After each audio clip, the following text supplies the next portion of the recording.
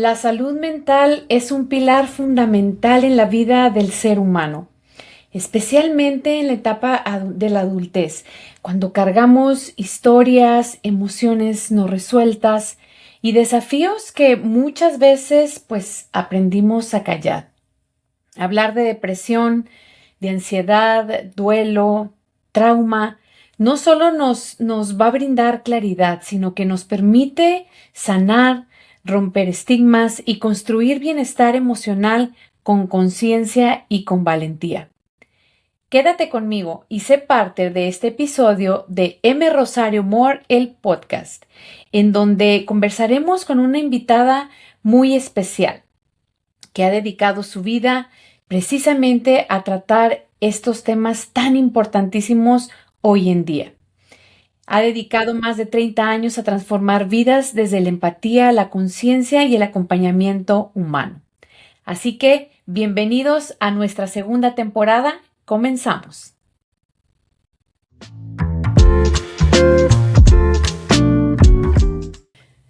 Bienvenidos a nuestra segunda temporada.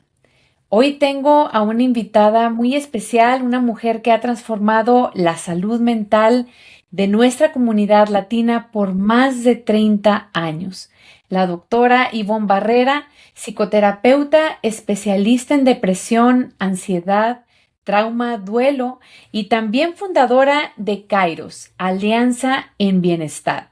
Doctora, bienvenida, me da mucho gusto que sea parte de nuestra segunda temporada. Me da mucho placer de tenerla con nosotros porque estoy segura que este tema va a ser importante para alguien que nos va a escuchar, va a ayudarle a cambiar o a tal vez a ayudarle a tomar decisiones, esas que a veces nos frenan simplemente por tabús, por cuestión cultural.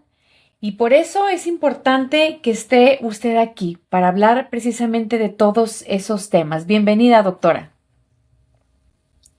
Hola, buenos días o buenas tardes, depende de dónde nos estén contactando.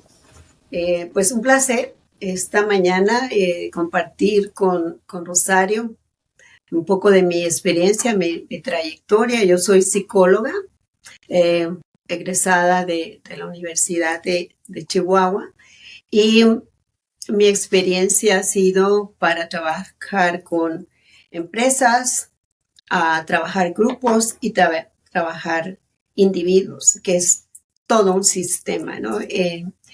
Mi carrera originalmente fue psicología con el área de organización industrial, y posteriormente tuve la oportunidad de recibir una beca por el Instituto Tecnológico Monterrey, del cual yo trabajé 17 años como maestra, como directora de posgrado en un sistema interactivo hace muchísimos años, hace más de 34 años que empecé con esto.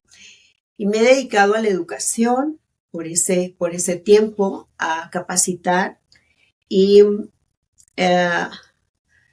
pues la vida nos va llevando por muchos cambios y tomar muchas decisiones, ¿eh?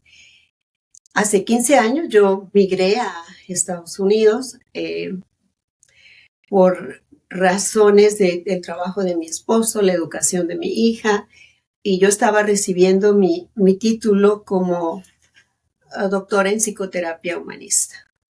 Y fue comenzar de cero, como todos los latinos que llegamos a Estados Unidos. Es abrirnos camino, comenzar de cero.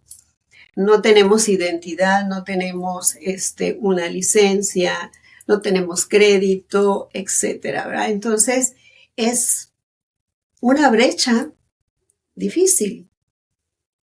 Y que también en ese momento de la migración nos empezamos a encontrar con sentimientos de tristeza, ¿por qué si tengo todo este conocimiento no puedo ejercer, no puedo hacer nada y tengo que empezar de cero a estudiar pues el inglés, a pasar un examen nacional para poder ejercer y luego entrar a un internado que me llevó 3 años y medio, maravilloso, fue una experiencia fabulosa, trabajar con la población latina y en un momento de crisis en la frontera, yo vivo en la frontera, en donde era la guerra del narco en Juárez, y se vivía una gran tristeza, una gran desolación.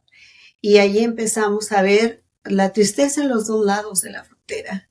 Ah, los secuestros, muertes, asesinatos, a quemar negocios de gente que ha trabajado toda su vida de una manera digna y honesta, ¿no? Entonces, fue una experiencia, no podía ejercer, sin embargo, una compañera del doctorado y yo nos acercamos a una institución, a la diócesis en El Paso, y empezamos a participar como voluntarias de un programa rompiendo el ciclo de la violencia, orientado a las mujeres que estaban viviendo violencia en sus hogares, y que muchas de estas mujeres latinas no saben que tienen la oportunidad de ser protegidas por la ley.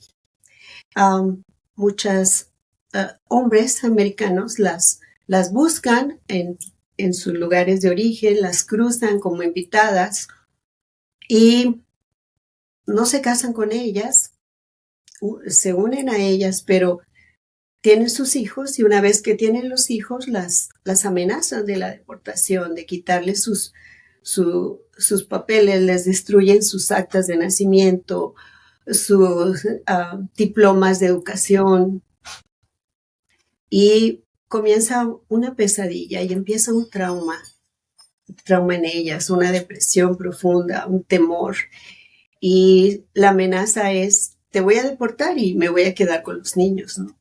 Y que es algo que en nuestra naturaleza estamos comprometidas con la especie, por eso tenemos hijos, ¿no? Y hay una gran diferencia entre tener hijos y ser padre o madre, ¿no? Y creo que la mujer latina tiene mucho de ser esta madre que cuida, que educa y que quiere que sus hijos la superen y que sean felices y que se lleven a un nivel mayor al que nosotros logramos. Entonces es un poquito de mi historia. Estuve ahí alrededor de unas 54 semanas con estas mujeres. Muchas de ellas pues lograron su visa VAWA, que es una visa específica para estas mujeres que viven una situación de odio. Es un crimen, realmente esto es un crimen. Y vi con mucho gusto que muchas de estas mujeres lograron poner su pequeño negocio, salir adelante, quitarse el miedo y empoderarse y seguir educando y romper este ciclo de la violencia, ¿no? No permitir este abuso. Esto fue un preámbulo. Luego llega mi licencia y empiezo a 3 años y medio trabajando en un lugar que se llama Family Service de El Paso. Éramos alrededor de unos 45 terapeutas ahí. Es al servicio, le llamamos non-profit, no tiene intereses en fines de lucro, apoya a la comunidad, y esto se llenó de personas que buscaban ayuda. Había muchísimo duelo por la muerte, desaparecidos, que son los duelos más terribles que tú puedes vivir, ¿no? No saber dónde está, saber si está vivo o no está vivo, si fue torturado, son duelos terribles. Y esto fue una experiencia y a apoyar a estas personas a salir adelante, a reconstruir su vida y entender que después de todas estas experiencias de sobrevivencia hay vida. Hay una vida y hay un propósito también. Claro, qué importante toda la información que nos comenta, doctora. Y de hecho, muchas gracias por compartir ese detrás, ¿verdad? De estar en donde está hoy en día, porque creo que muchas mujeres, y yo soy una de las que me identifico con usted, porque Como seres humanos pasamos por diferentes etapas a lo largo de nuestra vida, desde la etapa infantil hasta la vejez. Sin embargo, hay etapas de nuestra vida que están fuera de nuestro alcance, como lo mencionaba, la violencia, la migración a otro país por cuestiones familiares, hay gente que lo hace por temas de seguridad. Independientemente cuál sea esos cambios que se generan en la vida del ser humano, pues impactan.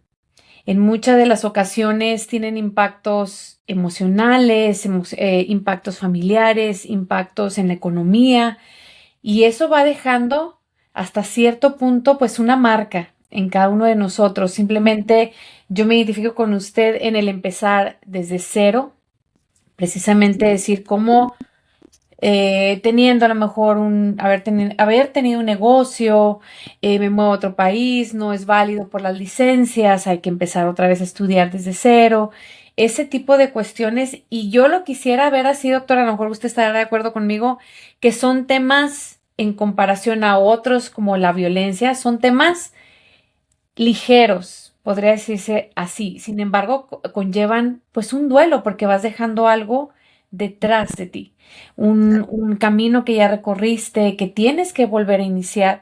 Sin embargo, también creo que todos y todo pasa por alguna razón y cada quien tiene su propósito. Yo casi creo que todos esos cambios que usted vino haciendo, pues al final la colocaron en el lugar correcto donde también aprendió, donde también incluso descubrió cosas nuevas que a lo mejor ahí tenía guardadas y que no se había dado cuenta, al menos eso me pasó a mí.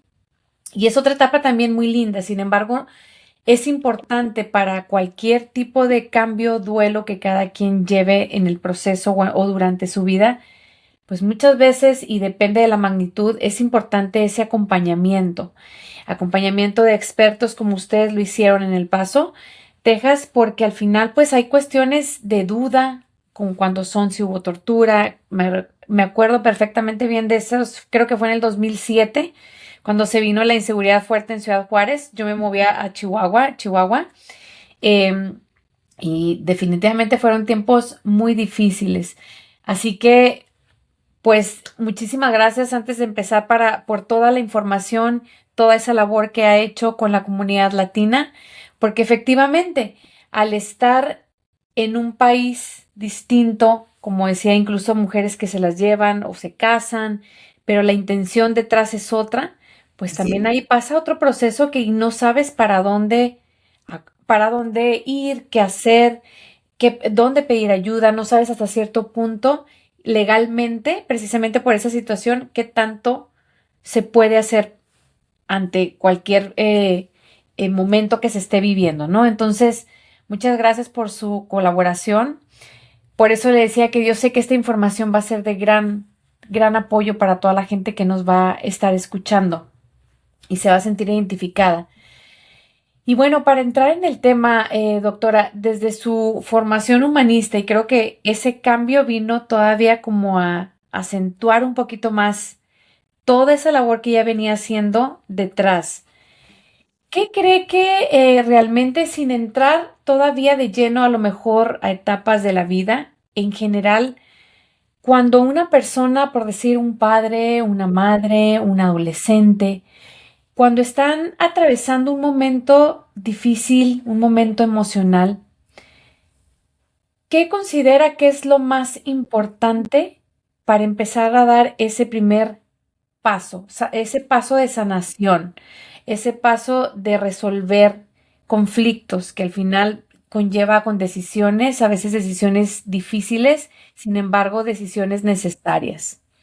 ¿Cómo cree que podría, en esas tres etapas de la vida, la etapa de adultos, la etapa de las adolescencias, en este caso las mamás, los padres, cómo cree que podrían ellos empezar a dar ese primer paso? Hablando, rompiendo el silencio, reconociendo que hablando con dignidad y respeto de tus emociones, de lo que sientes, de lo que está pasando. Si Desde pequeños, nosotros como madres y como padres, le preguntamos a nuestros hijos cómo te fue en la escuela, quiénes son tus amigos, qué pasó. Si desde ese momento nosotros que los dejamos en el kinder, ¿verdad? Que le decimos, todo va a estar muy bien, haz lo mejor posible, vas a divertirte, todo, vas a aprender, vas a conocer. Y una vez que vamos por ellos es preguntar, ¿verdad? Preguntar cómo estás, cómo te fue, qué sucedió ahí, ¿no? Y cuando tú haces esto es maravilloso, ¿no? Yo tengo una anécdota que les quiero compartir. Yo llevaba y recogía a mi hija en el kinder y un día, pues ella tendría como 4 años más o menos, estaba empezando su kinder y le pregunté, oh, ¿cómo te fue? ¿Qué pasó? Y luego me dice con sus manitas en la cara, no mami, no sabes que fui al baño y había unos niños, un niño y una niña besándose, mamá, casados. O sea, para ella fue una gran sorpresa que dos niñitos de su edad se estuvieran dando un besito, ¿verdad? Pero para mí fue algo que me sorprendió mucho porque cómo ella estaba viendo el mundo, cómo nomás su papá y su mamá se podían dar besos, pero no los demás. Eso era ya casarse, ¿no? Entonces, bueno, ¿cómo es? ¿Y cómo fue? ¿Qué hiciste? Yo salí corriendo, me dice. O sea, fue tanto la impresión, ¿no? Tú como experta en el área de los niños, sabes que son encantadores cuando te demuestran ellos y te hablan cómo ven el mundo. Entonces, desde ahí es hablar con ellos, hablar de las emociones y qué sentiste, ¿no? No, yo salí corriendo, yo no pude eso es casado, ¿no? Y todas esas tardes era algo que había pasado, ¿no? Un niño que había hecho algo y luego que había hecho la maestra. ¿Y tú qué piensas? ¿Qué pasó? ¿Y qué hubiera sido mejor? Y ella empieza a hacer sus propios juicios. Y la verdad es que siempre que nos vemos hablamos mucho, ¿verdad? Nosotros las mujeres tenemos nuestra capacidad en nuestro cerebro, es esta área que tiene que ver con el habla. Nacemos con esta área desarrollada más que los hombres, ¿no? Nosotros hablamos muchísimas más palabras que ellos, ¿no? A veces cuando tu esposo ya llega a tu casa, ya habló las palabras que le tocaban en el día y tú sigues hable y hable, ¿no? Y el otro ya así se está durmiendo, pero la verdad son las diferencias cerebrales que tenemos. Pero es importante, lo primero es hablar de invitarlos a que tengan la confianza desde pequeñitos a que pueden hablar de todo lo que les pasa, ¿no? Qué interesante lo que comenta porque creo que regresando un poquito a la comunidad latina, creo que nosotros como latinos, las mujeres en particular, sí tendemos mucho a generar esa comunicación. Sin embargo, también creo que existen tabús creo que se ha ido quitando un poco, pero en el caso, por decir, de los varoncitos, los niños no lloran, los niños nos dicen esto.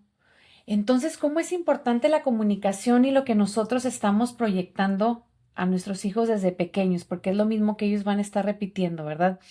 Y digo, afortunadamente creo que ha ido avanzando un poquito, sin embargo, específicamente en la comunidad latina, creo que aún nos falta todavía mucho por avanzar, por abrir, porque al final, precisamente lo que vamos construyendo, la base de ellos, que es la etapa formativa, los primeros 8 años es la más fuerte, es precisamente lo que ellos van a estar mostrando o van a estar sacando ya en su etapa adulta. Entonces, la comunicación, estoy de acuerdo que es de lo más importante para que ellos puedan empezar a externar, hablando de los más pequeños, eh, pues detalles simbólicos tal vez para nosotros, pero para ellos hacen un mundo de diferencia, como el caso de su niña, para ella era algo muy grande Y entonces, como a veces como adultos, precisamente por cuestión, queremos decirlo a lo mejor de madurez o inmadurez, lo hacemos muchas veces, lo minimizamos, ¿verdad? Y eso va haciendo que releguemos un poquito la comunicación con ellos. Entonces, esa parte coincido que es muy importante.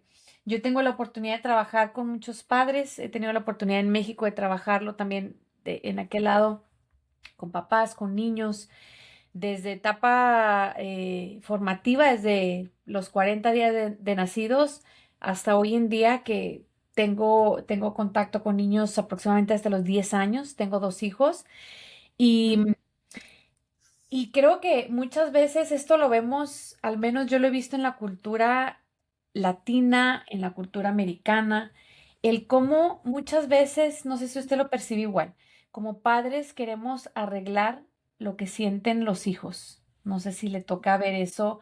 Cada vez queremos más como proteger esa parte emocional y evitarles esas exposiciones a lo mejor a momentos difíciles, simplemente hasta el dejarlos por primera vez en la escuela. Yo lo tengo muy marcado, al final he escuchado cómo para un niño a veces, depende de la percepción, puede ser un duelo, que a lo largo de su vida fue un impacto tan fuerte el separarse de mamá y papá, que sigue cargando ese duelo y lo viene mostrando en la etapa adulta. Entonces, y es ahí donde entramos como papás queriendo proteger esa parte. Desde su experiencia clínica, doctora, ¿qué errores a veces cometemos al intentar precisamente ayudar emocionalmente, tratando de arreglarlos, ¿verdad? A nuestros hijos, tanto desde la etapa de formación como en la adolescencia. ¿Qué nos puede compartir? Bueno, una de las cosas es que cuando nosotros entramos a querer rescatarlos de todo y protegerlos de todo, los, los ponemos en postura de víctimas. Hay un triángulo que yo explico mucho con mis pacientes, se llama el triángulo de Karpman, eh, y hay tres figuras siempre en las relaciones conflictivas. Hay alguien que persigue, que continuamente te está diciendo, haz esto, haz esto, haz esto, y entonces hay alguien que se siente víctima y hay alguien que rescata. Es un triángulo, ¿verdad? Lo curioso es que este triángulo se mueve. A veces tú como madre estás persiguiendo, a veces tú estás rescatando, pero a veces tú misma te pones como víctima, ¿no? Hago siempre una analogía de este ejemplo porque por muchos años yo di una clase en el Tecnológico Monterrey para estudiantes que tenían problemas en el ajuste para entrar a su carrera y tenían problemas en su aprendizaje y detrás de todo esto estaba la inatención, la impulsividad. Y bueno, este era un gran esfuerzo que el instituto hacía para apoyar a estos muchachos y lograr que salieran adelante. Muchísimos de ellos salieron adelante. Y siempre hacía un ejemplo. Llegan las calificaciones del joven a la casa, porque así se hacía hace tiempo, ¿no? Y el papá se enoja muchísimo y le dice, mira, para esto pago tan altas colegiaturas, para que tú repruebes y parece que haces todo menos estudiar. Entonces el hijo le dice, sí, papá, tienes razón, no sirvo para estudiar. Ahí el hijo se victimiza, ¿no? Pero sale la mamá a rescatarlo, ¿no? Y entonces le dice, ay, querido, no le hables así, mira qué triste está. Te queremos de todos modos. Oh, lo ratifica como víctima, como incapaz, ¿no? ¿Y cuál es el triángulo al que nos tenemos que mover?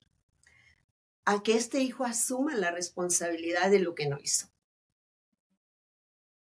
Y el padre se comunique de otra manera y le entregue la responsabilidad. Y el diálogo del padre puede ser, mira, reprobaste, yo no tengo dinero para pagar la materia de nuevo, así que te consigues un trabajo y la pagas tú. ¿Qué está haciendo el padre? Lo confrontó y le entregó su responsabilidad. Y eso es lo que a veces nosotros como padres no hacemos, entregarle la responsabilidad a nuestro hijo de lo que no hizo, ¿no? Y la madre, en vez de rescatar, facilita. Bueno, ¿cómo estaba ponderada la clase? ¿Qué te faltó hacer? Y le estamos entregando el problema.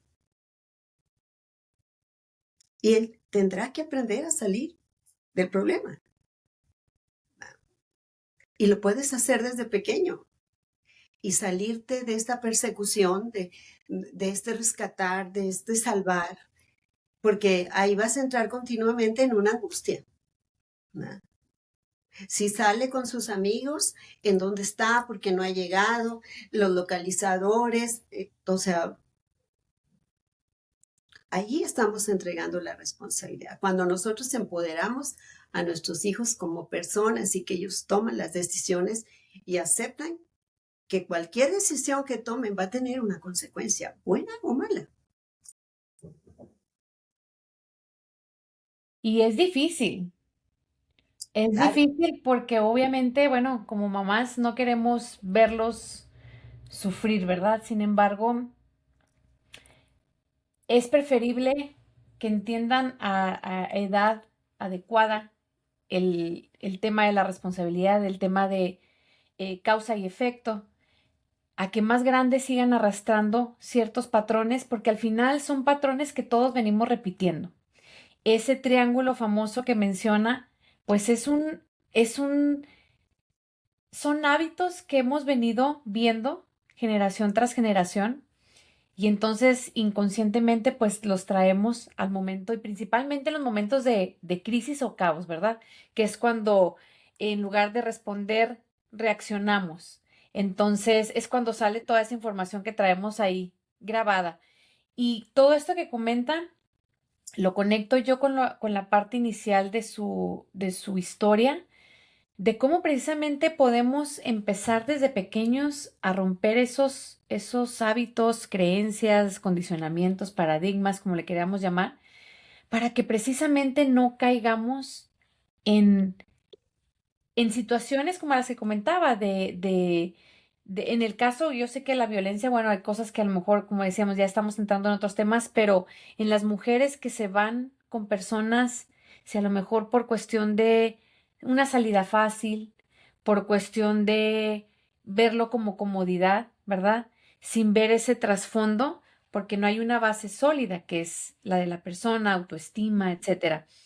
Y creo que esto que mencionábamos ahorita, el querer resolver, yo lo veo cada vez estando ahora de este lado en otro país, creo que eso va en aumento el querer resolver, el querer hacerlos, hemos escuchado mucho la generación de cristal, ¿verdad? Porque creo que hemos también malinterpretado toda la información que hay en Internet. Si bien hemos descubierto procesos educativos muy interesantes que es importante empezar también a usar, a clarificar, a romper precisamente patrones, como por poner rápido un ejemplo, todos aprenden igual, ¿verdad? A mí me tocó esas en las escuelas, aquí no importa si alguien, a lo mejor, yo ni me acuerdo haber escuchado qué dislexia, qué nada. Todo es igual y vámonos todos con la misma calificación. Aquí se escucha más como la individualización, ¿verdad? Depende del diagnóstico, del por qué. Sin embargo, creo que en general veo el mismo patrón en donde queremos proteger por la información expuesta a la que estamos. Sin embargo, volvemos a lo mismo el ejemplo de los zapatos, ¿verdad? Pues es que usamos zapatos distintos, no todo va a aplicar para todos por igual.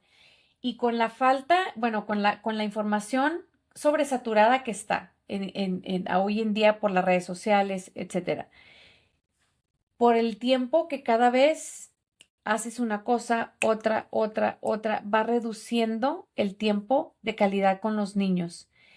¿Qué es lo que pasa? Pues entonces todo, ¿verdad? Le damos todo con tal de tratar de compensar esos tiempos de ausencia. Y entonces ahí estamos entrando en la etapa de querer proteger, ¿verdad? Querer proteger, solucionar. Y entonces entramos en ese triángulo que menciona. Y creo que va en aumento por cuestión de cómo van los tiempos cada vez más acelerados. Mamá y papá ya trabajan. Hace muchos años era prácticamente papá. Entonces, la tecnología, el niño no llora para que le resuelvan, le dan la tableta, le dan el celular. Y ahí vamos. Es una bolita de nieve, ¿verdad? Que va aumentando, va aumentando. Entonces, creo que hay mucho que hacer. Por eso a mí me encanta todo lo que tenga que ver con la etapa infantil, porque creo que es la base Así para es. empezar a cambiar patrones. ¿Está de acuerdo conmigo, doctora? Claro que sí, eso es cierto, ¿no? Yo tuve la oportunidad en COVID de Ujú, clientes que yo tenía, verlos a través de la cámara. Los niños, tenía algunos niños y adultos de todo el ciclo de la vida, ¿no?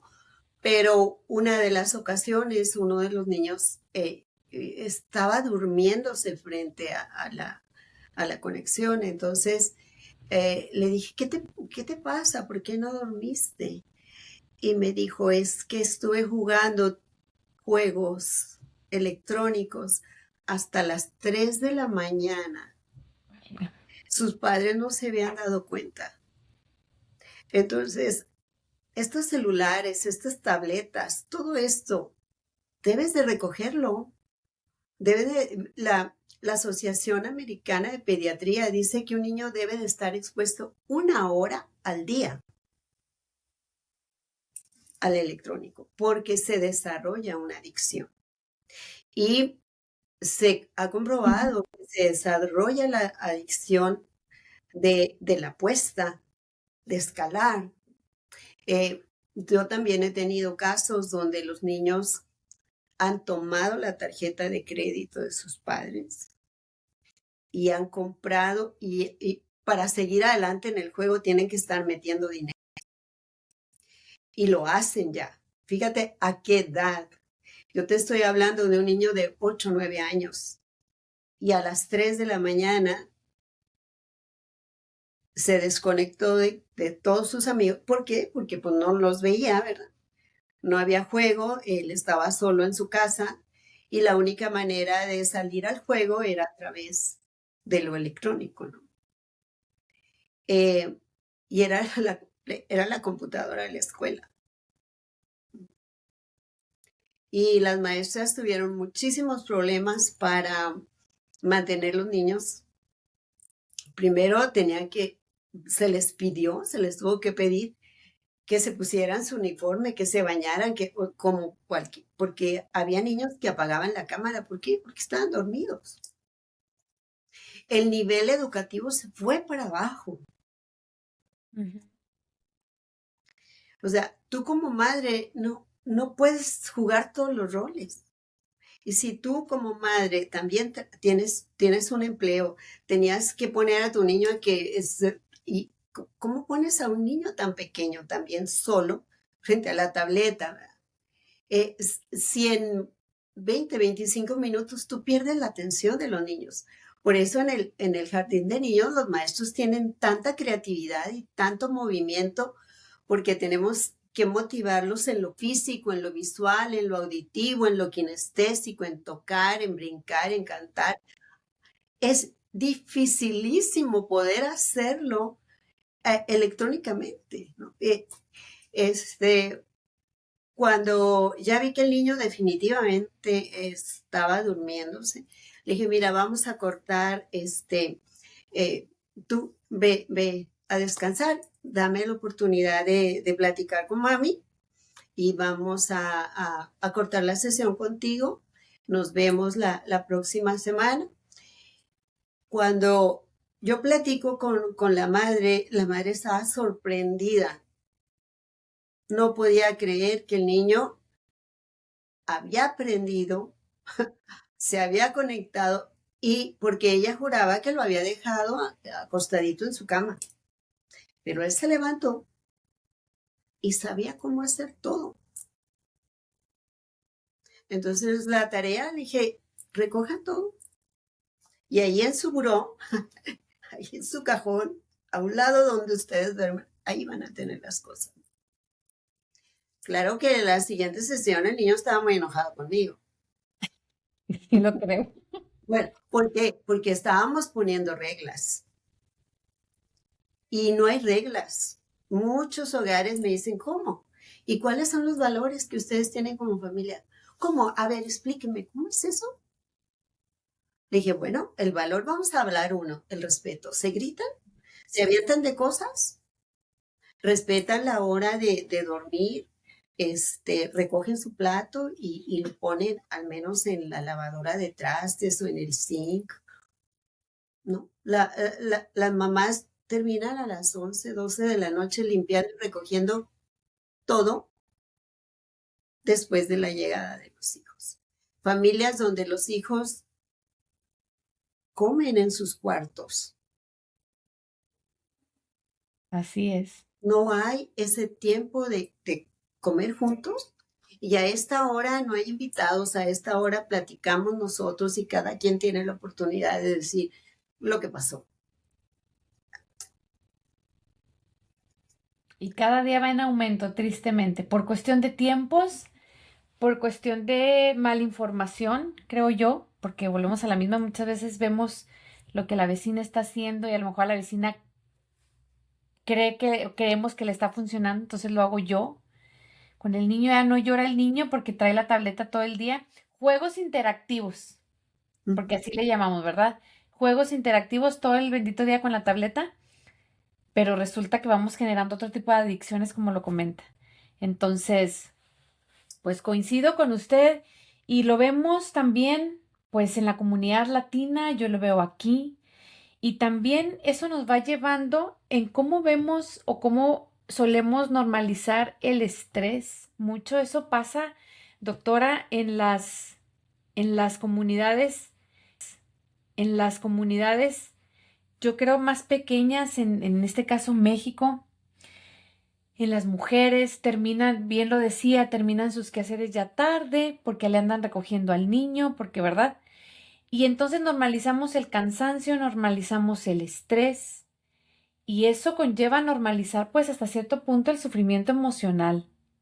Y entonces entra el agotamiento en las familias, en la cabeza de la casa, que muchas veces, aunque esté mamá y papá, pues realmente en la casi casi la cabeza emocional muchas veces termina siendo la mujer, en la mayoría de los casos, no siempre.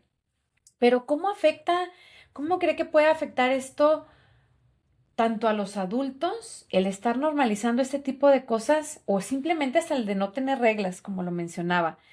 Eh, y qué mensaje estamos transmitiendo a los niños, a nuestros hijos?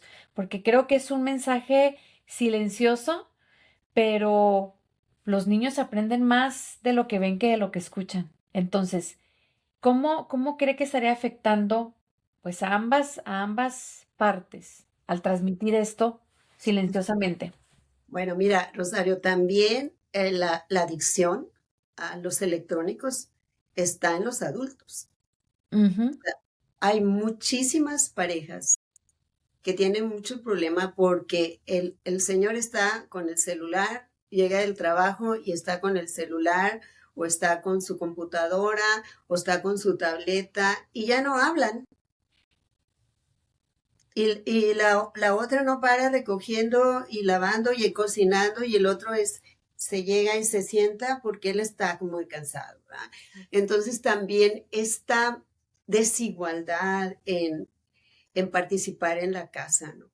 Y, y el patrón de muchas de nosotros como latinas de no pedir ayuda, de decir, oye, ayúdame a picar la cebolla, oye, vamos y que tus hijos vean eso. ¿Verdad? Pero si tus hijos ven que papá tiene todo el derecho y mamá corre y hace de todo, pues ellos no ven esa necesidad, ¿no? y no estamos mostrando esto. ¿Y qué pasa aquí? Cuando la mujer está agobiada por todo esto, empiezan los gritos, empieza el enojo, empieza, si alguien quiere tener su intimidad, estoy harta, estoy cansada, me caes gordo, no quiero saber de ti. Es el impacto en todo el sistema, en todo el sistema. Es una cadenita, ¿verdad? De consecuencias, Así es. por temas no resueltos, por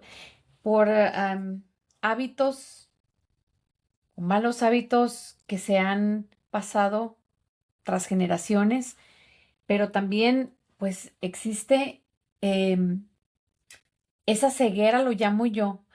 Mm, a partir de que yo me certifiqué, creo que se lo compartía como coach, Ujú. entendí muchas cosas, como que se me abrió el panorama y entendí muchas creencias, muchas sugestiones que creían que así era la vida, ¿verdad? Que así era parte de. Pero entonces yo no sabía. Entonces, ¿cómo es importante el estar correctamente informado para que, en este caso, la mujer, que es que el rol a veces más complicado que juega en casa, más la latina, cómo realmente entender que no tiene que ser así? O sea, ¿cómo vamos a hacer un cambio si no sabemos que hay algo que no es correcto? No sé si me explique, que normalizamos ciertas cosas porque lo vamos viendo, porque no hubo ese, en casa no vimos, no sé, como decía usted, el pedir ayuda en la cocina, pues entonces se va haciendo y se va haciendo y escuchábamos decir que coman primero los niños, los hombres, ¿verdad? Ahí está, y la mujer hasta el último, y limpiando, y hasta el último lavando platos, y al último la mujer. No, no, yo al último, que coman todos primero. Entonces, vamos creciendo, pero pensamos que es normal, que es parte del ser familiares, el parte de ser mamá, ser esposa, y es difícil cuando no se tiene esa conciencia, creo yo, de Sí, que, pues, no es correcto. así es. Y es cambiar estas heridas de las generaciones, de las heridas transgeneracionales, lo que se va repitiendo, ¿no? Yo tengo un recuerdo ahorita de mi suegra, ella cocinaba delicioso, pero ella decía, toda la comida que ella preparaba, la ponía en el centro de la mesa y decía, ya me voy a sentar, yo no me voy a levantar, que todo esté aquí y vamos a comer y vamos a platicar. Y buenísima para platicar y sus charlas y sus... Pero esos momentos era, aquí no se lleva la comida al cuarto ni a la sala, aquí se sientan todos juntos y aquí comemos todos. Y si algo se olvidó, yo no me voy a levantar, se van a levantar ustedes, ¿no? Y ese es algo que ella hizo en su vida con sus hijos, ¿no? Y cuando sus hijos se casan, sucede lo mismo con nosotras y con los nietos. Y ese es el aprendizaje que tú vas dejando. ¿Verdad? Tú diseñas cómo quieres vivir tu casa, tu vida. Pero si tú no hablas, si tú no pides ayuda, si tú no dices, mira, ya no puedo. O sea, yo veo muchas parejas jóvenes que lavan la ropa, la doblan juntos, ven una serie, platican mientras están Ujú. haciendo cosas de casa. Pero si hay mucho todavía de esta educación de generaciones, ¿no? Donde no hay una igualdad y hay una fatiga y hay un cansancio, ¿no? Y no estamos enseñando a que vivimos en una familia y todos tenemos que participar por ese lugar donde estamos, ¿no? Exactamente, y caemos en ese triángulo también de la víctima, ¿verdad? Sí, Sirvo, pero yo hasta el último. Entonces seguimos repitiendo ese vicio inconscientemente, sin darnos cuenta. Y bueno, doctora, yo sé que usted trabaja con pacientes con depresión, con ansiedad, con traumas, con duelos. Ya hablamos un poquito de cómo en diferentes etapas de la vida, pues podemos pasar por esas,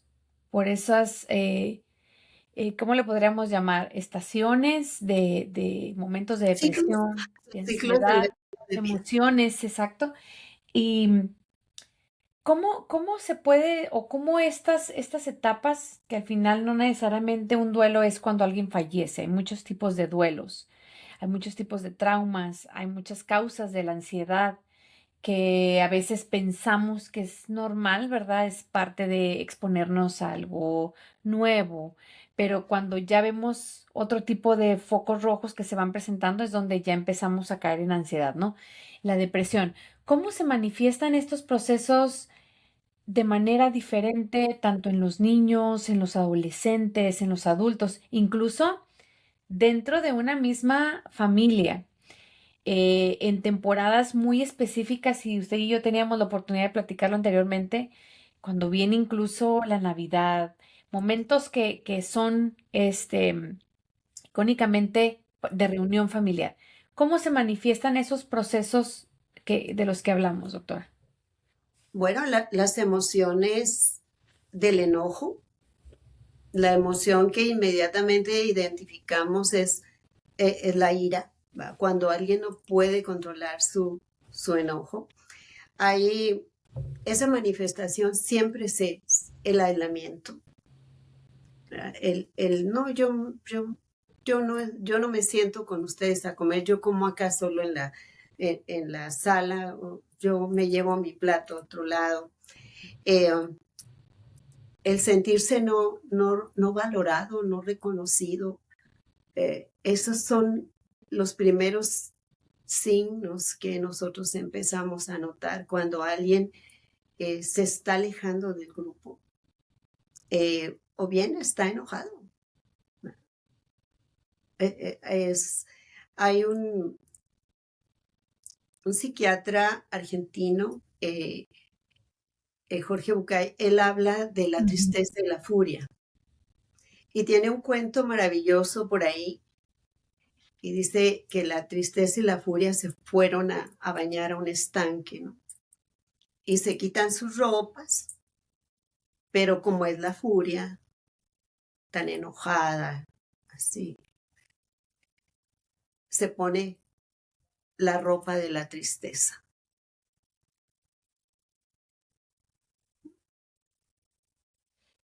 Y cómo nosotros a veces pensamos, es que así es como el papá, o así es como la mamá, muy enojón.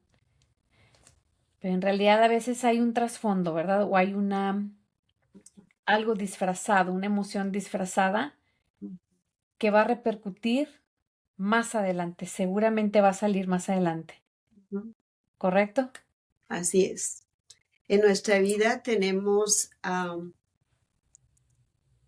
situaciones que traemos genéticamente, predisponentes, pero también tenemos precipitantes, que son las situaciones de la vida que nos llevan a la tristeza. Ahorita que hablábamos de esta mujer que no pide ayuda, que siempre está sirviendo, eh, son mujeres que tienen una depresión, que viven insatisfechas, que sí dan todo y sienten que no reciben nada de reconocimiento, ¿no?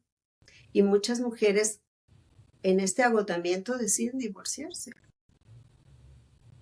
Y cuando se divorcian dicen, ay, me quité un peso de encima, porque sí, porque convertiste a tu esposo en un hijo, Exactamente. lo moviste a otro lugar y entonces la pareja se acabó. Tú te convertiste en su madre. Y tristemente muchas veces se cree que, porque tendemos, en lugar de responsabilizarnos, yo no culparnos, es responsabilizarnos de nuestros resultados. Muchas veces creemos que, como bien usted comenta, bueno, a lo mejor la solución era el divorcio, ya pensó que se quitó un peso de encima. Sin embargo, lo que no se sabe muchas veces es de que Esa no era la solución. La solución está de manera interna, porque Así es. así puede ser, como hay un dicho que dicen, es con diferente diablo, pero en el mismo infierno, algo así hay un dicho, ¿verdad? De que al final del día puede ser, cualquier sea la persona, puede venir otra, va a ser lo mismo, porque al final del día la persona está repitiendo esos mismos patrones, ¿verdad? Que trae en el inconsciente y que así aprendió a vivirlo, así lo internalizó y lo sigue repitiendo. ¿O usted cree que si sea, esa sea la solución, el divorcio? Yo creo que esas personas repiten. No, no siempre es la solución el divorcio. Y por ejemplo, un divorcio a los 50 y los 60 y tú empezar a buscar pareja, claro que no. Es lo peor que puedes hacer, ¿no?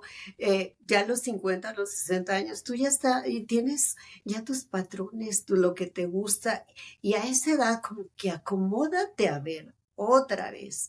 Pues no resulta en algo bueno. La verdad que aquí es trabajar los dos y buscar ¿por qué estoy haciendo esto? Yo tengo un diplomado en parejas y resulta que elegimos la pareja porque no es el amor de tu vida, es el amor de tu herida, ¿no?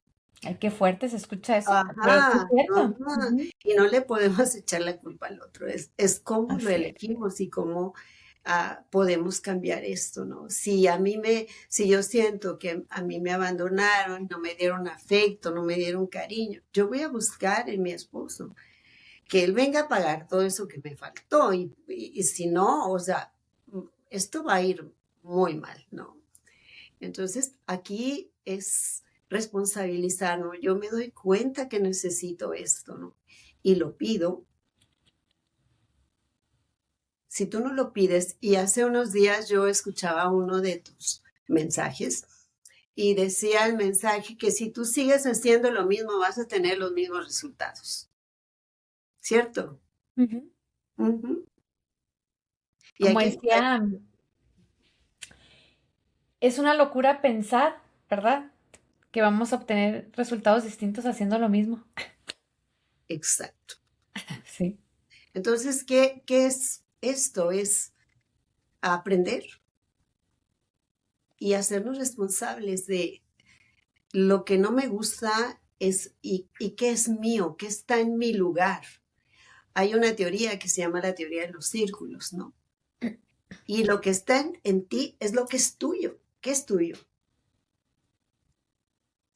Pues tus valores, tu cuerpo, Ujú. tus cosas, ¿no? Tu ser. Ujú. Pero el otro también tiene su área, ¿no?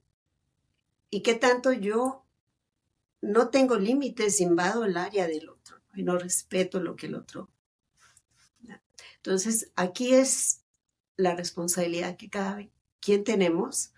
Este cuerpo lo vamos a cargar toda la vida. Si no lo Ujú. cuidamos, pues se va a enfermar más pronto, ¿verdad? Eh, si esto que es nuestra mente no lo alimentamos de cosas positivas, pues también nos llenamos de mucha basura, ¿no? ¿Con quién nos juntamos? Si estamos siempre escuchando gente que se queja, gente tóxica, eh, inmediatamente sentimos la alarma, ¿no? Porque está comprobado que el cuerpo siente la energía de los demás. Y si la sientes, no es buena persona, ¿no? Y al rato te hace una traición, al rato te pide dinero, no te lo paga.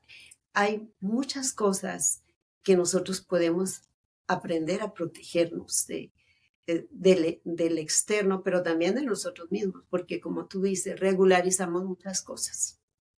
Ay, sentí un poquito de dolor acá. Ay, no es nada. Ay, la cabeza, ¿no? Y resulta que tienes una hipertensión, que estás desarrollando un problema de diabetes, estás desarrollando algo y tu sistema lo avisa, pero no le hacemos caso, ¿no? Y es aprender a conocerte y aprender a pedir lo que necesitas.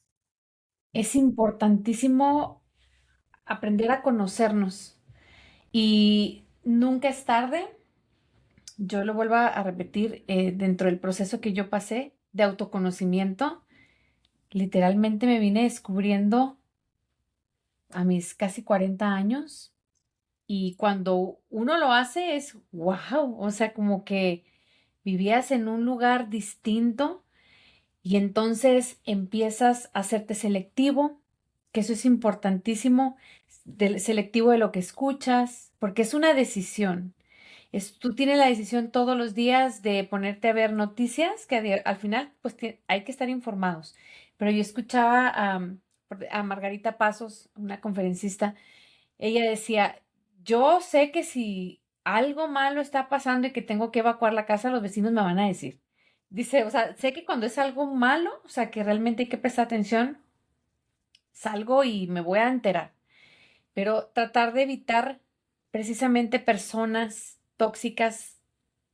Se dice que somos el promedio de las 5 personas con las que pasamos más tiempo. Y porque al final están las neuronas espejo, donde al final empezamos a adoptar ciertas características y al final terminamos hablando como ellas. Entonces, creo que sí depende, una vez que ya te conoces, una vez que conoces cómo operamos, ahora sí está en tus manos tomar esas decisiones, ¿verdad? Hacerte selectivo, qué ves, qué escuchas, te pones a ver. Antes yo me acuerdo, antes de hace años, iba al trabajo manejando y yo me ponía a escuchar ventaneando porque yo quería saber qué estaba pasando, ¿verdad? Entonces, ¿cómo va uno invirtiendo el tiempo? Y yo decía, después, ¿qué me está dejando? Pues nada, ¿qué me interesa a mí la vida de la gente? Nada. Ahora escucho otras cosas, podcasts, audios, audiolibros, pero es decisión, es una decisión personal y que estoy segura que cuando la gente empieza a despertar por medio de la información correcta, eh, es cuando empieza a hacerse consciente y empieza a tomar decisiones distintas y es cuando empieza a tener resultados distintos. Y en el caso de los adolescentes, doctora, cuando hablaba al principio de la importancia de la comunicación.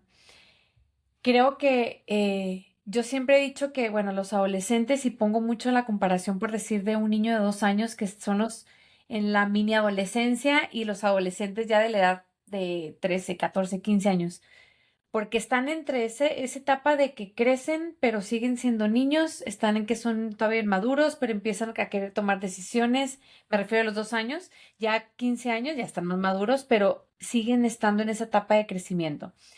Entonces, muchas veces se les complica expresar sus emociones, cómo se sienten con palabras. Desde su experiencia y desde de su experiencia, perdón, formativa, ¿qué señales emocionales pueden alertar a los padres de que algo más profundo está ocurriendo? En los niños pequeños, que yo les digo esos 2 años en donde empiezan los berrinches y empiezan este, ese, ese, eh, ese proceso de conciencia un poquito más elevado al anterior, a la etapa formativa previa. Y en los adolescentes, como padres, qué focos rojos, principalmente en la adolescencia, qué focos rojos pueden estar presentes para que los padres puedan estar alertas y considerándolos serios, no como parte de la adolescencia, sino que puede ser algo más profundo? Mira, ah, es muy importante observar quiénes son sus amigos, sus patrones de sueño, de comida, ejercicio. Muchas veces van dejando de hacer cosas que les gustaba hacer. Están intolerantes, están irritables, empiezan a ser torcidos y muecas y demás. Eh, Empiezan a ser agresivos también con los hermanos. Ah, el que vive bullying lo practica también luego con alguien en la casa, ¿no? O lo aprende en la casa y va y lo replica en la escuela, ¿no? Ahí las señales más importantes es el aislamiento, la influencia, los compañeros. Es muy importante que el joven mantenga ejercicio, tú conozcas quiénes son sus amigos, eh, estar muy presentes en la escuela, estar en contacto con sus maestros, ¿verdad? También es algo que inmediatamente vemos que se baja, es el desempeño escolar. Es inmediatamente todo empieza a cambiar y parece que no es ese niño que tú conoces, ¿no? Que algo está pasando. Y es hablar, así como desde pequeños que los llevas a la escuela y que los recoges, mantener esa comunicación. Y habrá días que no quiera hablar. Y habrá días que se quiere estar solo en su recámara y te va a dar mucho sentimiento el día que esa puerta que estaba siempre abierta te la cierra, ¿no? Y se siente horrible, ¿va? Pero es su espacio.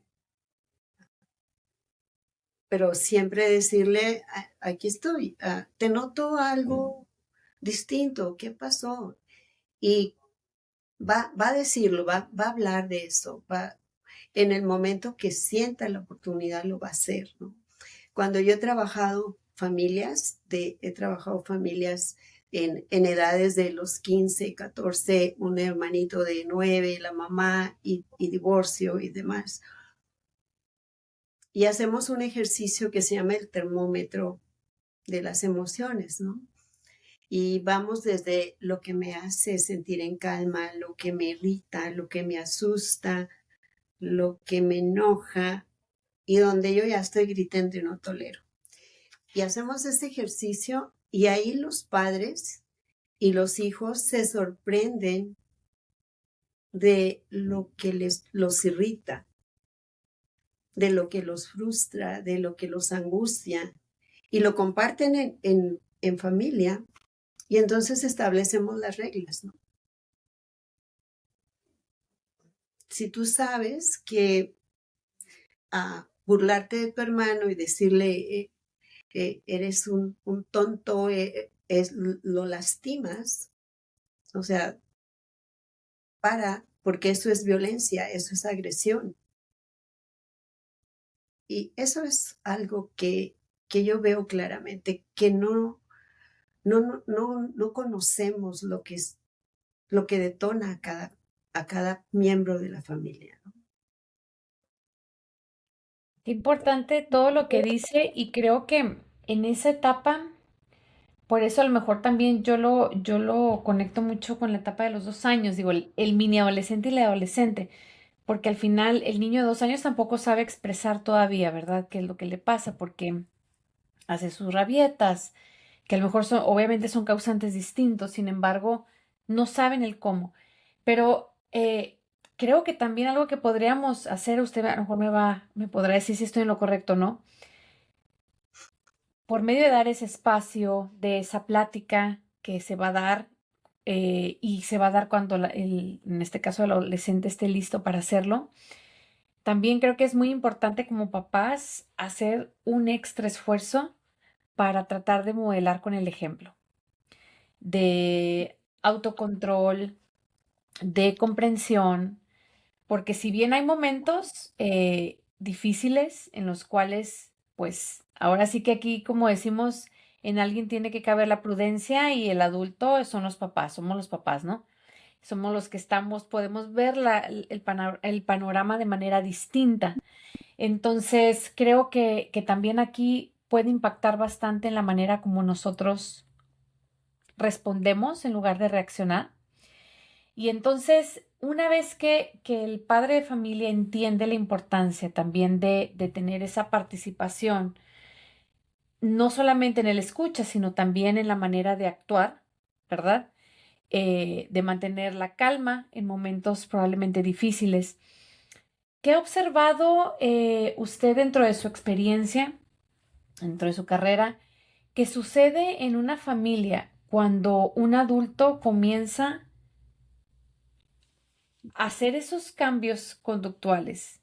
Pero yo creo que para antes de llegar a hacer esos cambios conductuales tuvo que haber una autorreflexión, sanar sus propias heridas y estar conscientes, ¿verdad?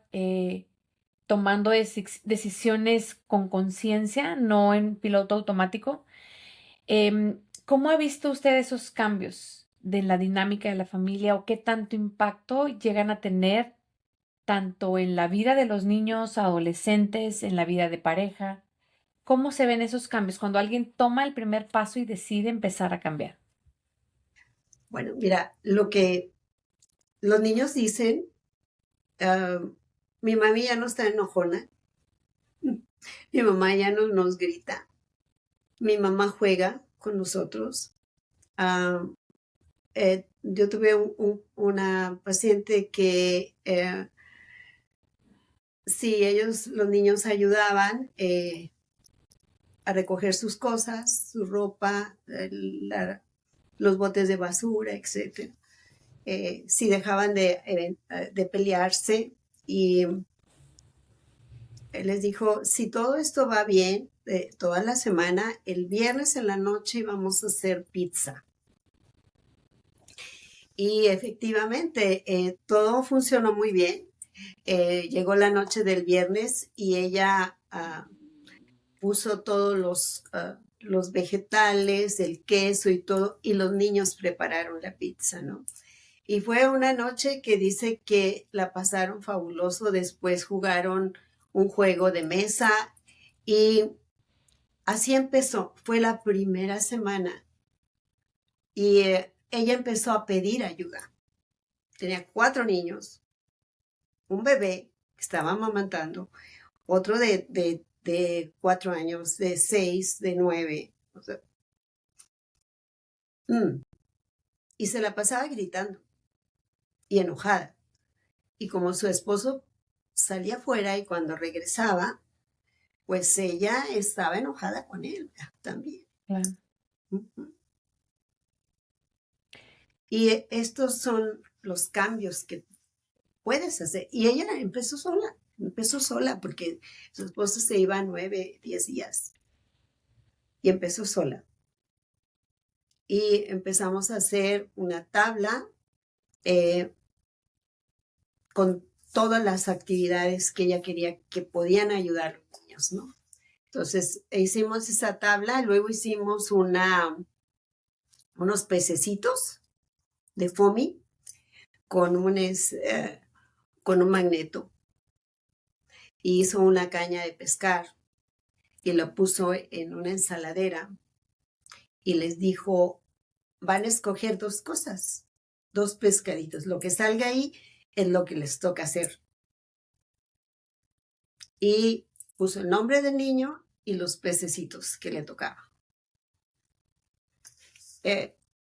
Yo hice esto con un grupo de mamás en un centro. Y cuando nos vimos la siguiente semana, le digo, ¿cómo les fue con la caña de pescar y esto? Y me dijeron ella, fabuloso, lo hicimos un viernes. Dice, el sábado que yo me levanté ya habían pescado 2 veces más. Y dice, yo estaba sorprendida, cómo algo que era un simple juego se convirtió en apoyo y esta responsabilidad de hacer algo en casa fue divertida para los niños. Y al final del día, pues, hicieron algo juntos. Mamá tuvo tiempo de jugar con ellos. Y volvemos a uno de los puntos iniciales que platicábamos, el simplemente reconocer que necesitamos ayuda. No normalizar el cansancio, no normalizar el estrés, porque al final siempre hay algo que se puede hacer. Ajustes, somos humanos, ¿verdad? No sé, también creo que esa parte de idealizar o poner como en un pedestal a la mamá, ¿verdad? De que la mamá es la que soporta todo, la mamá es la que tiene todo esto, y le van poniendo carga, carga, carga. Entonces ahí es donde creo que muchas veces puede entrar eh, esos pensamientos de decir, bueno, no hay ni tiempo para quejarme porque para eso somos mamás. Yo tuve una escuelita en Chihuahua y me tocaba escuchar. Tenía a veces familias, pidiendo consejos de cómo llevar esas dinámicas familiares porque pues era difícil, toda la carga se iba a la mamá. Entonces, y salían precisamente esos comentarios, ¿verdad? De, es que al final terminan haciendo todo esto. Era más como por el lado conductual con los niños cuando iban conmigo a pedirme estrategias. Sin Ujú. embargo, salía todo, ¿verdad? Salía todo lo de la familia y empezaban que tú, que yo, que no sé qué. Entonces, creo que esa parte, el entender de cuando se necesita pedir ayuda, pues es válido hacerlo, porque al final todos en algún momento dado vamos a necesitar o necesitamos ayuda por cualquiera sea esta el tema, el duelo, el proceso, la emoción, siempre va a haber algo que se pueda mejorar. Em, por otro lado, doctora, como especialista en el duelo, ¿cómo se puede acompañar, en este caso, a los niños, a nuestros hijos, sin importar la edad, cuando enfrentan una pérdida, un cambio o una ruptura importante? Porque, como platicábamos, creo que el duelo se puede manifestar de muchas maneras. Creo que hay un duelo, hablándolo cuando precisamente cambias de lugar de residencia, que Ujú. dejas atrás tu familia, tu cultura, tu lengua, prácticas, actividades, amigos, escuelas. ¿Cómo precisamente ayudarlos para enfrentar esos cambios? No necesariamente tiene que ser incluso de país, hay cambios de escuela, para niños son impactantes esos cambios, porque hay niños más emocionales que otros o que internalizan la información de manera distinta, la procesan diferente. Entonces, ¿cómo ayudarlos sin importar la edad? Bueno, el duelo tiene, tiene etapas, ¿no? A veces tenemos la etapa de la negación y no queremos aceptar. Pasamos a la etapa del enojo también. Ah, pasamos a la etapa de la tristeza y luego empezamos a un proceso de consolidación, de entender, y entonces empezamos el proceso de cambio, y donde aceptamos el proceso de este duelo y qué hacer, ¿no? Lo primero que nosotros tenemos que hacer ante una pérdida es hablar de la pérdida, reconocer si es una persona que ya no está con nosotros, reconocer que esa persona no va a estar y empezar a hacer um, actividades para integrarnos sin ella. Ay, yo tengo la experiencia de trabajar con familias que han experimentado el cáncer en la familia. Está la persona que lo tiene, está la familia, la esposa o el esposo, y están los hijos también, los amigos. Y este proceso de entender lo que viene es aceptar primero la enfermedad. Primero es la negación, no, no, esto no es cierto, a mí no me pasa esto y están mal los resultados y no voy a tomar el tratamiento. ¿Mm? La Ujú. negación. Lo primero es aceptar lo que nos está pasando, hablarlo, entender nuestras emociones, y que tenemos todo el derecho de llorar, de escribirlas y de hablar con alguien sobre lo que nos está pasando. Cuando yo estuve en el certificado internacional de duelo, una de mis compañeras tenía un niño pequeño y había muerto su padre, el padre de ella, el abuelo de, y le dijo, sabes que tu abuelito se fue a una fiesta porque vino el otro abuelito que ya había fallecido, vino a invitarlo a una fiesta y se fue con él. Y allá están todos en esa fiesta, pues no podemos ir, estábamos en COVID.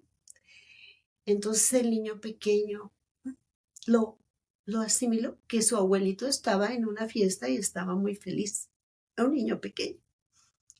Pasa el tiempo y muere otro abuelo por parte del padre del niño, ¿no?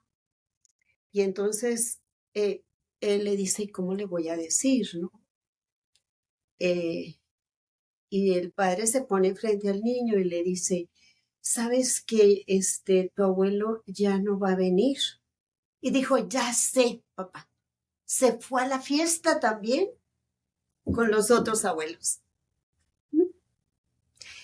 Ellos perciben la muerte tan diferente como nosotros, muy diferente, ¿no? Y cuando nosotros como adultos somos apegados, ¿no?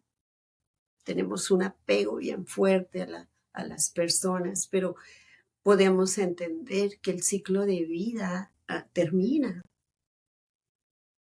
y que no queremos soltar a la persona y queremos que la conecten y que le pongan tubos y que la mantengan con vida y no estamos respetando el destino de la persona.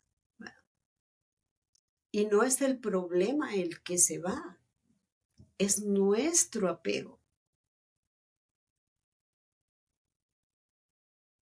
Y es cuando tenemos que trabajar y buscar ayuda para trabajar nuestro duelo, porque puede convertirse en un duelo prolongado. Personas que no dejan las cosas del ser querido, que no las entregan, que no hacen limpieza de todo esto, ¿no? Que perpetúan, el cuarto está intacto y cada vez que voy es todo este recuerdo, todo este sufrimiento. Y es pedirle a esta persona que tanto amamos y que está en su proceso de final, darle el permiso para morir. Y es sin ninguna, seguramente sin ninguna mala intención, pero es como de querer a fuerza dejar esa herida abierta, ¿verdad? No querer poner nada encima para quererla sanar, el tener por decir el dejar el cuarto intacto, porque muchas veces también puede venir de creencias de decir, bueno, es que es la manera como lo mantengo vivo, ¿verdad? Es la manera en cómo estamos seguros, y esto también mucho es cultural, como esa persona puede estar segura que aquí estará siempre, ¿no? Y yo digo cultural porque he tenido, bueno, no he tenido, afortunadamente muchas situaciones, ¿verdad? De pérdidas, sí he tenido pérdidas fuertes, pero que lo tuve aquí en Estados Unidos, lo tuve con familiares en México. Y los procesos de duelos, al menos lo que aparentemente se vio, es muy distinto. Por eso digo que es mucho cultural. Eh, Creo que muchos los latinos tratamos de, como, no sé, hasta cierto punto prolongarlo por cuestión de idea, de que queremos tenerlos, de que no se vaya. Y simplemente un ejemplo, esa creencia personal, o sea, y yo hasta me di cuenta y dije, wow, qué fuerte lo que me acabo de dar cuenta, porque cuando en mi mente era, pues todo, es la imagen que yo tengo, ¿verdad? Vas a un funeral en México, todos de negro, todos llorando, inconsolablemente, entonces si al que a lo mejor no estaba llorando, pues ya se soltó llorando porque te vas contagiando, ¿verdad? De la tristeza, que independientemente que la tristeza obviamente está. Cuando me tocó ir uno aquí en Estados Unidos, la gente platicando, sonriendo alrededor de la persona y te acuerdas, pero rápido, o sea, me refiero, no, aquí tarda más el proceso de la velación, todo eso, pero me refiero de en sí de la familia, de como ese procesar. Ya había llanto, pero era como más, como un proceso, no sé, yo lo vi distinto. Esa imagen para mí se me quedó muy grabada como el recordar. O sea, no me tengo que proyectar, ¿verdad? De negro, llorando, esa imagen que tenemos, em, sí, triste, la gente llorando, pero trataban de buscarle lo bonito. Que recuerdo que si lo trataban de cambiar, y creo que eso ayudaba bastante, digo, a procesar a los demás la situación, la pérdida, que después con los días va saliendo las emociones, se sigue hablando, pero con un tono distinto. No sé si a lo mejor eso hace un poquito de más sentido. Al día siguiente, estaban haciendo limpia total de la casa. Y yo con la imagen de cómo fui creciendo, era qué rápido, ¿por qué? Lo primero que pensé es ¿por qué? ¿Por qué sueltan? Qué fuerte, pero decía yo, ¿por qué sueltan las cosas materiales si la persona apenas se acaba de ir hace unos días, ¿no? Entonces, aquí entramos en ese pensar, digo, y no estoy diciendo que uno esté mal y el otro esté mal, simplemente en cuestión de procesos, ¿cómo creo cuál podría ser más sano? Pues no sé, usted es la experta aquí, pero lo que yo vi en ambas situaciones es que el procesar el duelo fue más a simple vista, digo, no sé ya cada quien interior, pero más llevadero, más de luz de la persona que estuvo llevando eso de manera más positiva, quiero verlo así, que al final existe ese duelo, a que estar prolongando con las cosas en casa, el seguir aferrándonos, ¿verdad?, a ciertas cosas que pertenecían a la persona. No sé, a lo mejor aquí usted nos puede aclarar ahí que independientemente de que esté mal uno y el otro, pero ¿qué es más fácil para poder sanar? Mira, primero el duelo es único, cada persona lo vive de manera diferente, ¿verdad? Ah, lo que mejor tú puedes hacer es llorar. Está comprobado que si tú no lloras, se tapan los lagrimales. Estás reteniendo tus emociones. Es necesario llorar. Hay gente que me dice, no puedo llorar, no puedo, no Ujú. puedo. No quieres llorar, no quieres reconocer tu dolor, ¿no? Y una buena llorada siempre ayuda, porque es una descarga. Ah, eso nos ayuda. El recordar a esta persona, el vivir el duelo acompañado, el hablar de esta persona con todo lo que nos dejó, reconocer ese trayecto eh, que tuvo con nosotros en la vida. Eso es lo mejor que tú puedes hacer en tu duelo. Hay gente que se la pasa viendo videos y llora y hace duelos muy largos, pero ese es su proceso y es su proceso de culpa. Ujú. Hay gente que se enoja con el que se murió. Pues si ese no era el plan, si vamos a hacer otras cosas, Sí. ¿verdad? Entonces, ¿y qué hacemos con las cenizas? Pues tíranlas a la basura. No, o sea, estoy enojado. Y cada persona lo vive diferente. No hay un proceso que tú digas, este es el saludable. Es un proceso personal. Culturalmente, hace muchos años se contrataban mujeres que iban a llorar a los funerales. Ujú. ¿Mm? Yo no sé si todavía tengan ese trabajo efectivo ahorita, ¿verdad? Pero era algo que se contrataba, ¿verdad? Y es cultura. En pueblos se hacía eso, ¿no? Aquí en Estados Unidos la cosa es muy rápida, todo es muy rápido, ¿no? Porque esta es la cultura de Estados Unidos. Y para nosotros los latinos tenemos el rosario, tenemos las misas, pero esto nos acompaña en algo muy espiritual, ¿no? Y acompañar a alguien en su proceso final es un regalo, porque la muerte es un viaje, nada más. Ujú. Y es agradecer a esa persona lo que te dejó, lo que te enseñó. Y que esa persona se vaya a su viaje sin ningún, sin ninguna factura acá. Exacto. Y como dice, digo, al final no, y decía yo, no es que uno esté mal y uno es que esté bien, pero ahorita que comenta algo, también que algo muy importante, cuando vemos personas que lo prolongan por años porque precisamente no se permiten llorar o porque existe algo que necesitan sanar. Ya va involucrado a lo mejor una culpa, como decía, una negación, algo que ya estaríamos a lo mejor entrando en otros temas que van ligados, pero son otros temas.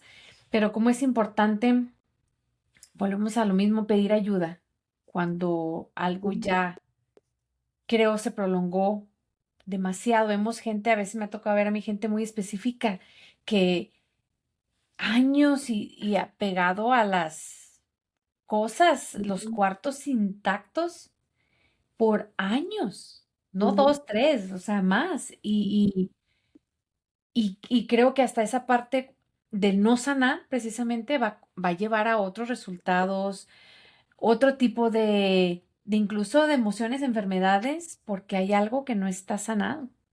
Así es. Entonces, ese también puede ser un foco rojo, para incluso, porque los familiares, cuando a lo mejor la persona no lo percibe de esa manera, ¿verdad? Volvemos, como también le mencionaba, si no veo yo que hay un problema, pues ¿cómo lo cambio? Pero a lo mejor para las personas alrededor pueden ser focos rojos en los cuales les pueden ayudar pues a canalizarlos con el experto y entonces empezar a cerrar o a sanar ese duelo desde el punto de vista que se tenga que sanar. Y bueno, doctora, pues es que son temas bien interesantes y con la experiencia que tiene y con la gama tan amplia de edades con las que usted trabaja, la verdad es que aquí nos podemos estar todo el día, yo encantada, que por supuesto me encantaría más adelante, tal vez a lo mejor tener otra colaboración específica por tema, porque cada etapa de la vida va pasando por situaciones distintas y se maneja de manera distinta también. Entonces, bueno, esperemos que esta no sea la última colaboración que tengamos en conjunto, pero ya estamos prácticamente por terminar, doctora. Si pudiera dejar un mensaje final para padres, para adolescentes, para adultos mayores que nos están escuchando y que sé que esto ha sido de gran importancia para ellos, ¿qué mensaje les dejaría? Bueno, una de las cosas es hablar de lo que sientes, de lo que necesitas, a mantener esa línea de la comunicación en la familia. Y estoy compartiendo con ustedes mi página, es ivonnebarrera.com.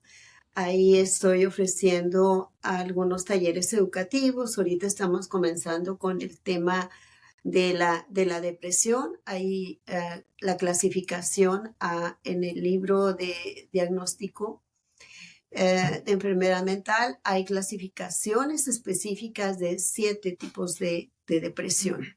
Y también hay niveles, hay síntomas y recomendaciones que empezar. El curso es informativo, no es una terapia, es informativo, pero nos abre los ojos y nos hace alejarnos de este estigma de tratarnos, ¿no? De educarnos y mantenernos sanos. Nosotros tenemos que cuidar 3 cosas en nuestra vida: nuestra salud física, nuestra salud mental y nuestra salud financiera. Y bueno, esta área es la parte de la salud mental. Eh, Voy a ofrecer un taller aquí en El Paso. Es un taller presencial el día 20 de diciembre a las 11 de la mañana. Tiene una duración aproximada de 1 hora y media, 2. Y pues vamos a tener la oportunidad de vernos en persona, ¿no? Y también el curso está ahorita en la página. El curso ya está grabado, tiene el material de apoyo, está toda la sesión grabada y también lo pueden adquirir, lo pueden ver a su ritmo, a su tiempo y bajar los apoyos. Y también podemos tener una sesión con estas personas que se educaron en línea. Puedo tener una sesión de preguntas y respuestas de 30 minutos para platicar sobre las dudas, orientar sobre algo específico que, que haya surgido. Y pues muchísimas gracias por este día, Rosario, gracias por esto. Hay muchos temas, hay muchísimos temas. Eh, y claro que hace unos días platicaba yo con mi supervisor que yo tuve en la clínica donde hice mi internado aquí en Estados Unidos. Y me decía que el 38% de la depresión en los adultos de 60 y mayores es una crisis. El 38% de la población tiene una depresión. Y la diferencia entre la depresión y la ansiedad es que la ansiedad te hace pasar un momento malo. Te puedes ir hasta el hospital pensando que te va a dar un infarto y simplemente es un ataque de pánico. Te puede hacer pasar ese momento muy desagradable, pero la depresión mata, que es algo y nadie debe de morir. Nadie debe morir porque hay todos los recursos para atenderte. Y pues muchísimas gracias por escucharme y por partir tu espacio conmigo. Al contrario, doctora, muchísimas gracias y qué datos tan fuertes, pero es una realidad. Y la primera o el primer paso es estar abiertos a escuchar información, estar abiertos precisamente a estar cerca de expertos que realmente nos puedan ayudar a despertar. Si bien no es una terapia, la plática presencial que va a tener, pero el primer paso, lo platicábamos, es estar conscientes, es saber en dónde estoy parado o en dónde a lo mejor en algún, esperemos que no, ¿verdad? Nadie desea eso, pero puede ser que en algún futuro yo esté parado por cualquier situación parado en la depresión, yo ya voy a saber detectar y entonces voy a poder pedir ayuda, voy a poder hablar o ayudar a alguien cercano. Es importante estar como comunidad informados para podernos ayudar unos a otros, porque al final es la única manera, creo yo, para que realmente salgamos adelante, ayudándonos unos a otros y qué mejor con la detección. Y hoy confirmo que algo bien importante, que cuidar de nuestra salud mental pues no es un lujo, o sea, es una necesidad, así como lo mencionaba, el cuidar de nuestra salud física, la salud financiera, pues también es la mental. Afortunadamente, cada vez se abren más estos temas, sin embargo, volvemos a lo mismo, cada solución, cada estrategia depende de la situación, depende de la persona. Por eso, insisto, es importante acudir con las personas adecuadas, en este caso como usted, para que puedan, pues realmente ayudarse con la solución que se amolde a sus necesidades, a las necesidades de su familia, porque también eso importa bastante de quiénes estamos rodeados. Y muchas veces culturalmente se puede pensar que sanar es una debilidad, porque como lo bien lo decía, a veces hay que llorar y en el caso de los varones, no, los niños no lloran, ¿verdad? Se escuchó mucho tiempo eso, pues no, o sea, no es una debilidad, eso es de ser valientes, de decir, ¿sabes qué? Si necesito ayuda, hay que hacer esto.